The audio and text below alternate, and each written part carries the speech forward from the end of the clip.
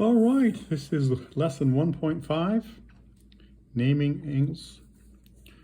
Naming angles, chapter 1.5. An angle is a set of points consisting of two different rays that have the same endpoint. So you basically have something that looks like this. Okay, this is an angle. The vertex is right here at A. So you have ray AC and you have ray AB. They both meet at vertex. Okay, when they have the same endpoint, that point is called a vertex. Plural is vertices. The rays are the sides of the angle. Okay, this angle is called angle CAB. You can also call it angle BAC. In this case, you can also call it angle A, because if you say angle A, there's only one vertex there, and it's referring to this angle here.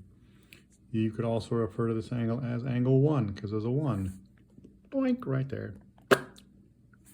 You have interior of the angle is on the inside, exterior, outside, makes sense. Interior of the angle is this area in here, and exterior would be the outside, the exterior portion of the angle.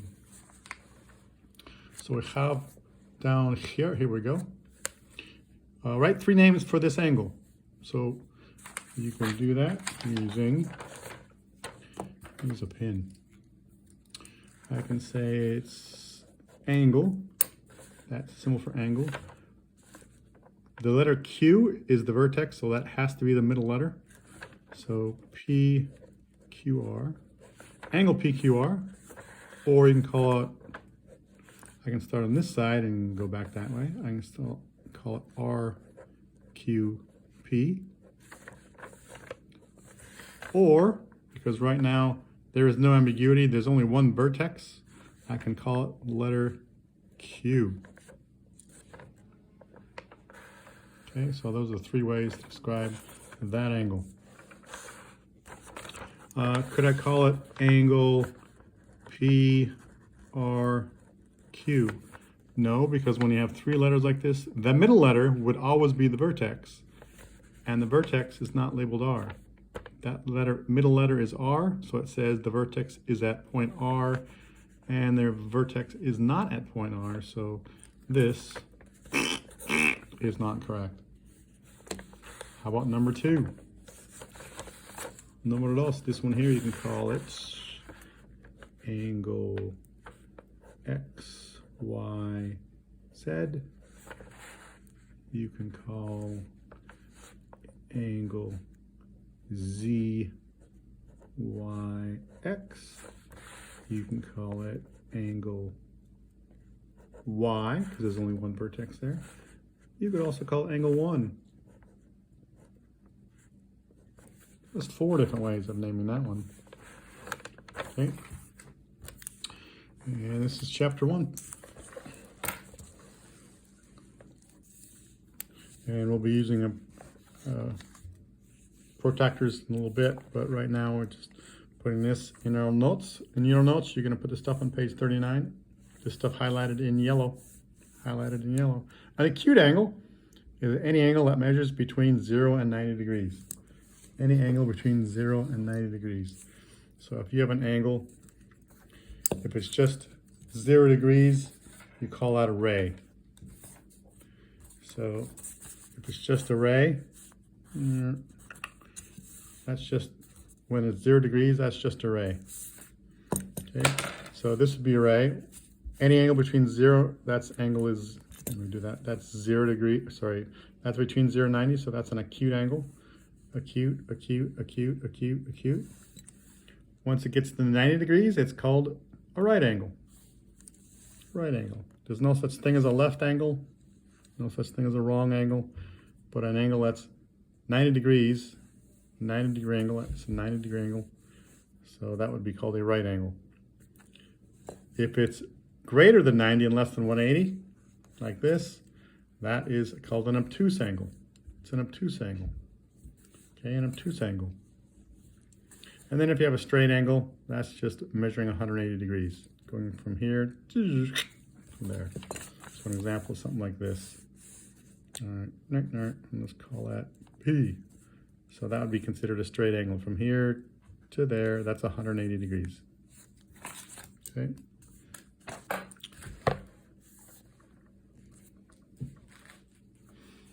Use a diagram in example 2 to find the angle measure, then classify the angle. So we're using this diagram right here. So it says angle JHM, find the measure, then classify it. So JHM, from J, here's J, to point H, to point M. So it's saying we're going from J to H to M, like this. That's your angle. So look, by looking at this, is it greater than 90, less than 90, or exactly equal to 90? It's greater than 90, so that would be an obtuse angle.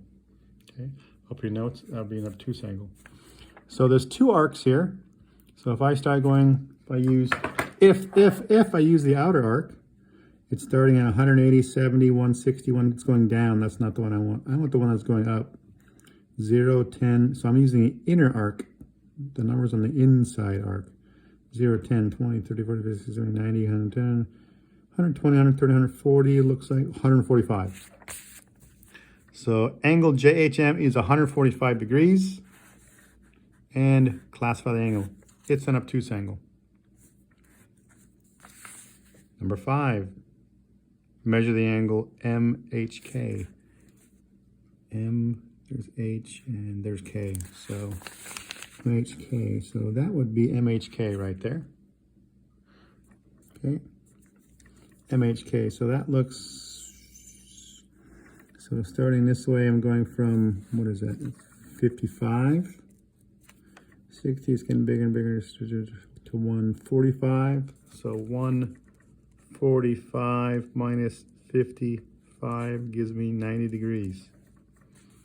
90 degrees, that angle is 90 degrees, and classify it, it's a right angle. Classify the angle, number 6, angle MHL, from M to H to L. Remember, the middle letter is the vertex, that's your vertex, from point M to point H, and then to point L. So there's your, so that right there is going to be smaller than 90 degrees. That's an acute angle. So 90 to 100, 110, 120, 130, 140, 145. So I would say 145. That's 145. And right there is 90 minus 90. 55. 55 degrees. So angle MHL equals 55 degrees, and it is acute. It's an acute angle. Right on, right on, right on. Okay, next. Congruent angles. Two angles are congruent when they have the same measure. Okay, and a lot of times in mathematics, that equal sign right there, that's going to mean equals. So measure A is equal to the measure of angle D. When you see this symbol right here, that symbol means congruent. When you see this, you're saying that's going to be something to do with geometry. It's some kind of shape. This right here can be used mostly the time that's used in algebra. Most of the time this is used in geometry. But that's a symbol for congruent. That's a symbol for equal. Then we have a thing called the postulate up here. Angle addition postulate. It's a postulate. Hopefully it makes sense. Postulate means you really don't need to explain it too much. So you take angle RSP, and here's angle PST. If you take these two angles, add them together, you get the entire big angle, which is angle RST, from R to S to T. Okay. Down here on the Valtim, find the indicated angle measures. Given that angle KLM is a straight angle, so that's a straight line right there. That's a straight line. Straight angle also means that's 180. This entire measure is 180 degrees. Straight angle. Find the measure of KLM and find the measure of angle NLM. The measure of angle KLN. So what we're going to do here is, since this plus this is 180, I'm going to write that down. 10x minus 5 plus 4x plus 3. It says it's a straight angle, which means it's equal to 180. There you go. Now we're just using algebra to solve. So these two make 14x.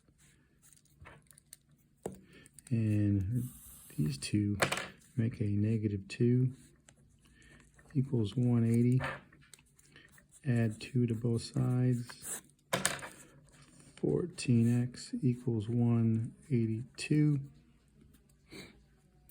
And then divide both sides by 14. 14. So x equals 14. So 42 and 3 is that 10, is that 13? Is that right? Be nice. My calculator is right there. It's the phone and I can't use it, so I'm saying it's 13. How do I know that? I'm going to check it.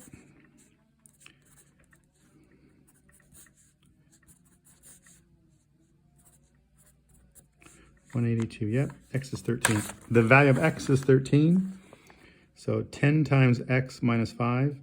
10 times 13, 130 minus 5, 125. So this angle, KLM, is 125 degrees. The angle KLN equals 125 degrees. That symbol means degrees. Angles are measured in degrees. And x was 13, so 4x plus 3, 4 times 13, 50, 6, 54, 52. 52 plus 3 is 55, so 55 degrees. So the measure of angle NLM